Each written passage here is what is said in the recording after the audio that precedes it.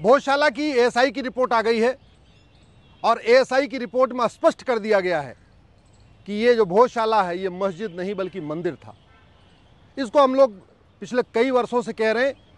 ASI की team को धन्यवाद दूंगा जिन्होंने 3 महीने से ज़्यादा इस पे अथक प्रयास करके सारे एविडेंस इकट्ठे किए हैं, लेकिन इससे एक बहुत बड़ा खतरा सामने आ रहा है। एएसआई की रिपोर्ट में यह बताया गया है कि जो 188 स्तंभ मिले हैं, उन स्तंभों के ऊपर जो कलाकृतियां उकेरी गई थी, उन कलाकृतियों को डिस्टॉर्ट किया गया है और कुछ एक जगह तो बाकायदा छेनी हथौड़े का उपयोग किया गया है। एएसआई की रिपोर्ट में यह भी कहा गया है कि जहां स्वास्तिक का निशान था, जहां ओम का निशान था, जहां हाथी बना हुआ था, जहां पे घोड़ा बना हुआ था, उनको डिस्टॉर्ट किया गया है, उनको तोड़ने का प्रयास किया गया, उनको मिटाने का प्रयास किया गया। एएसआई की रिपोर्ट में कहा गया है ब्रह्मा जी की मूर्ति है, गणेश जी की मूर्ति है और जो देवी देवताओं की मूर्तियां जहां जहां बनी हुई थी उनको भी डिस्टॉर्ट करने का प्रयास किया गया है। ये बात मैं पहले भी कई बार कह चुका, आज फिर से कह रहा हूं। सरकार तत्काल उन सभी स्थानों को अपने कंट्रोल में ले जहां मंदिरों को तोड़ के मस्जिद बनाई गई है, क्योंकि जैसे भोजशाला में सारे सबूत मिटाने का प्रयास किया गया है, वैसे ही जौनपुर के अटाला में भी सबूत मिटाया जा रहा है, पांडुआ में भी सबूत मिटाया जा रहा है, भद्रकाली में भी सबूत मिटाया जा रहा है। भोजशाला में सबूत मिटाने का तो ऑलरेडी आपके पास एविडेंस आ चुका है, एएसआई ने बता दिया है। ज्ञानवापी में भी सबूत मिटाने का प्रयास हुआ, इसके पहले अयोध्या में भी सबूत मिटाने का प्रयास हुआ था। तो भारत में जहां जहां मंदिरों को तोड़ के मस्जिद बनाई गई है, अब वहां के लोग जो वहां जिनका कब्जा अवैध, उनको लगता है कल को एएसआई की जांच हो जाएगी, मामला कोर्ट में जाएगा, तो एक काम करो, सबसे पहले इनके एविडेंस मिटा दो। वहां पे लगातार या तो व्हाइट वॉश किया जा रहा है, पत्थरों को तोड़ा जा रहा है, जो देवी देवताओं की मूर्तियां उनको हटाया जा रहा है, जो ओम के निशान होते हैं, स्वास्तिक के निशान होते हैं और जो हिंदू संस्कृति में और जितने भी निशान होते हैं सबको डिस्ट्रॉय किया जा रहा है, ख़त्म किया जा रहा है। इसलिए तत्काल, चाहे वो जौनपुर का अटाला है या भद्रकाली है, भोजशाला है या भारत में ऐसे जितने भी स्थान हैं, उनको तत्काल सरकार अपने संरक्षण में ले ले और वहाँ से जो नमाज वगैरह चल रही है उसको बंद करने की ज़रूरत है। दूसरा, अंग्रेजी जो क्रिमिनल लॉ थे वो ख़त्म हो गए, तो अब जो क्रिमिनल केस हैं वो तो जल्दी जल्दी सुनवाई पे आएंगे, लेकिन सिविल केस यानी ज़मीन का केस या इस तरीके से जो मंदिर का विवाद है, मठ का विवाद है, इसमें कोई जल्दीबाजी नहीं होगी। क्यों? क्योंकि सिविल प्रोसीजर कोड 1908 वाला आज भी चल रहा है। इंडियन पिनल कोड बदल गया, क्रिमिनल प्रोसीजर कोड बदल गया, एविडेंस एक्ट तो बदल गया, लेकिन सिविल प्रोसीजर कोड जिससे ये मठ मंदिर का पूरा विवाद चलेगा, उसी से डिसाइड होगा, वो 1908 वाला ही चल रहा है। इसलिए मेरा सरकार से ये भी निवेदन है, तत्काल 1908 का सिविल प्रोसीजर कोड भी बदलें, उसमें भी इलेक्ट्रॉनिक एविडेंस को शामिल करें। और इससे भी ज़्यादा ज़रूरी है कि झूठी गवाही और झूठे हलफनामा को गंभीर अपराध घोषित करें। ये मुकदमा लंबा इसलिए चलेगा क्योंकि इसमें झूठी गवाहियां होंगी। जानते हुए, जो जानते हैं कि भोजशाला मंदिर पहले मंदिर था, जौनपुर में अटाला पहले मंदिर था, भद्रकाली अहमदाबाद में भद्रकाली पहले मंदिर था, या विदिशा का जो मंदिर है वो भी पहले मंदिर था, या आपके पांडुआ में पहले मंदिर था, सबको पता है। जिन लोगों ने अवैध कब्जा किया हुआ है और वहाँ पे नमाज पढ़ रहे हैं, उनको पता है कि ये पहले मंदिर था, इसको तोड़ा गया है, क्योंकि तोड़ने वालों ने खुद ही कहीं न कहीं लिखवाया हुआ है कि हाँ हमने तोड़वाया। इसके बावजूद जब मुकदमा चलेगा तो झूठी गवाही होगी, झूठा हलफनामा होगा, झूठे एविडेंस दिए जाएंगे, झूठे तर्क दिए जाएंगे। और वो क्यों दिए जाएंगे? क्योंकि झूठ बोलना गंभीर अपराध नहीं है। तो अगर हम चाहते हैं कि ये मुकदमे जल्दी जल्दी डिसाइड हों, और वो जल्दी डिसाइड करना इसलिए ज़रूरी है कि जल्दी शांति आ जाए। जब तक ये मुकदमा चलेगा district court, high court, supreme court में, तब तक शांति नहीं आएगी। मीडिया डिबेट होगी, रोज चर्चा होती रहेगी, तो कम्युनिटीज़ के बीच में अशांति फैली रहेगी। शांति आने का एक ही तरीका है, सबसे पहले जितने भी पूरे देश भर के इस तरीके के विवादित स्थान है, सरकार उनको कंट्रोल में कर ले। एक साथ सभी जगहों पे एएसआई का सर्वे करा के सारे एविडेंस इकट्ठा कर ले, क्योंकि पहले जितने बर्बाद हो गए, चलो वो तो बर्बाद हो गए, कम से कम जो बचे हुए प्रमाण हैं मंदिर के वो न बर्बाद हो पाए। इसलिए फटाफट सभी स्थानों का एएसआई का जांच कराना जरूरी है। तीसरा, 1908 का सिविल प्रोसीजर कोड बदलना जरूरी है। चौथा, झूठी गवाही, झूठा हलफनामा को गंभीर अपराध घोषित करना है, जिससे लोग झूठी गवाही न दें, झूठा हलफनामा दें। और पांचवा सबसे इंपॉर्टेंट है, नार्को पॉलीग्राफ ब्रेन मैपिंग भी अनिवार्य करना ज़रूरी है।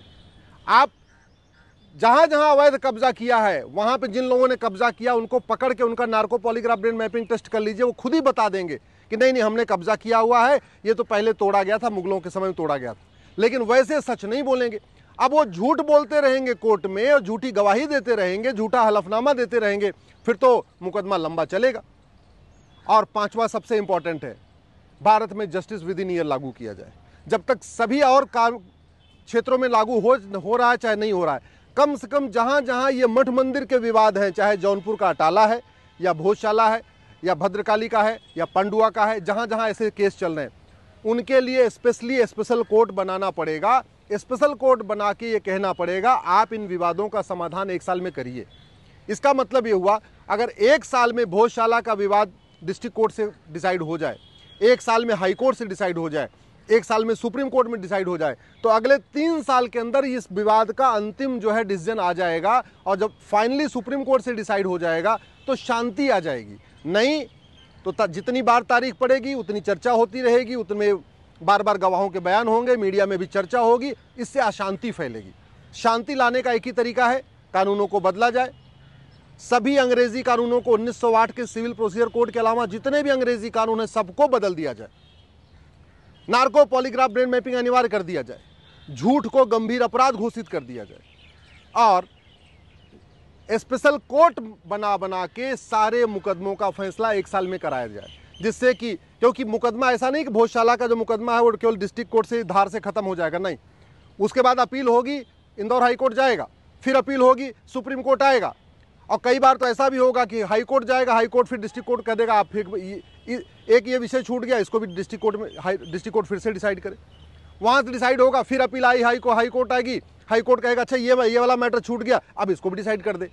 तो मेरा ये कहना है कि जितने भी सवाल हैं वो सारे फ्रेम हो जाएं और एक ही बार में डिस्ट्रिक्ट कोर्ट उनको डिसाइड कर दे। जितने भी सवाल हैं, जितने भी डाउट हैं, वो सारे लिख दिए जाएं, एक ही बार में उसको हाई कोर्ट डिसाइड कर दे, एक ही बार में सुप्रीम कोर्ट डिसाइड कर दे, तो समाज में शांति आएगी।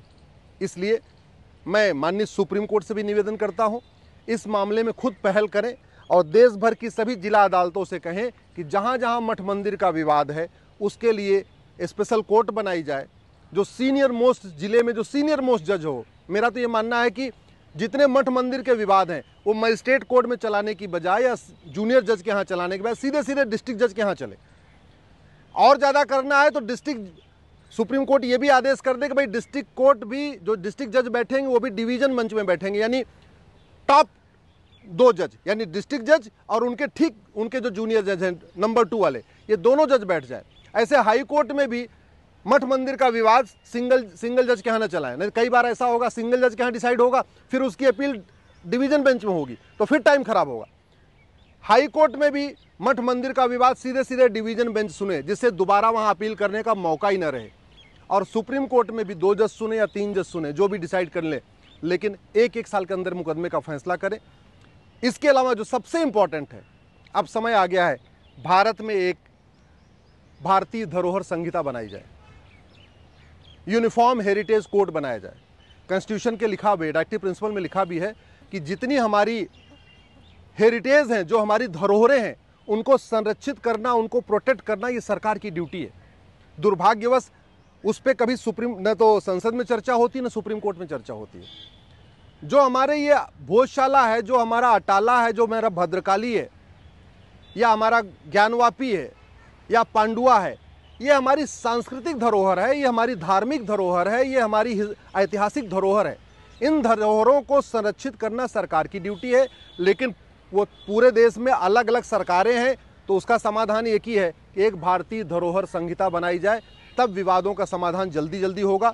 भारतीय धरोहर संहिता हो, जस्टिस विद इन ईयर हो, झूठ गंभीर अपराध हो, हर जिले में स्पेशल कोर्ट बने, हाई कोर्ट में भी स्पेशल कोर्ट बने, 1 साल के अंदर डिसाइड हो, यही अस्थायी समाधान है। नहीं तो 50-50 साल चलेगा। पहले भोजशाला का मुकदमा 10-20 साल चलेगा, फिर ज्ञानवापी के 10-20 साल चलेगा, फिर पता चला कि भद्रकाली का चलेगा, फिर पांडुआ का चलेगा, फिर अटाला का चलेगा, तो मुकदमे कभी खत्म नहीं होंगे। एक साथ इसी वर्ष सभी मुकदमे शुरू कर दिया जाए, एक साथ इसी वर्ष सभी जगह की जांच, ASI की जांच करा लिया जाए, कार्बन डेटिंग करा लिया जाए, सारे एविडेंस इकट्ठे कर लिए जाए, और जब तक मुकदमा डिसाइड नहीं हो जाता है तब तक वहाँ पे दोनों पक्षों में किसी को भी वहाँ जाने की अनुमति न दिया जाए। पूरी तरीके से वहाँ पे सरकार कंट्रोल कर ले।